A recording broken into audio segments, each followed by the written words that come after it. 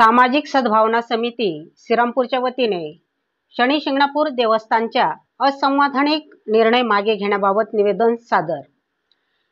नेवासा तालुक्यातील शनी शिंगणापूर देवस्थानने दबावाला बळी पडत देवस्थानच्या विविध विभागात अनेक वर्षापासून कार्यरत असणाऱ्या जाती धर्माचा आधार घेत कामावरून कमी करण्याचा निर्णय घेतलेला आहे।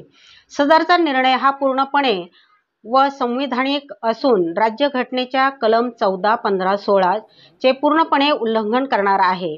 शनी शिंगणापूर देवस्थानमध्ये इतर जाती धर्माचे लोक हे थेट मंदिरात कामात नव्हते। त्यातील काही वाहन विभागात, दवाखान्यात तर काही सफाई कर्मचारी म्हणून कार्यरत होते।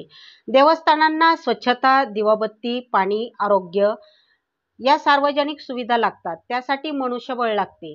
अनेक देवस्थाने हे दवाखानेही चालवितात। तेथे धर्म पाहून डॉक्टर नियुक्त करावेत, धर्म पाहून रक्तपेढी संचालित करावी असे नेत्यांना अभिप्रेत आहे का?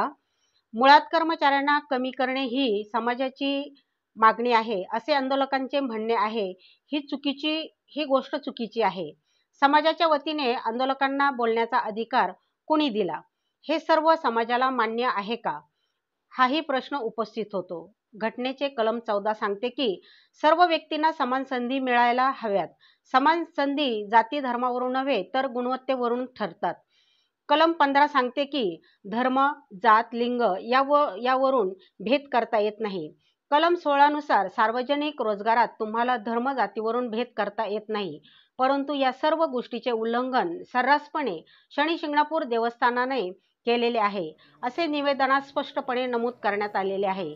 या निर्णयामुळे राज्यघटनेतील सर्व तत्वांचे आंदोलन व देवस्थान कमिटीने सर्रास उल्लंघन केल्याचे निवेदनात म्हटलेले आहे।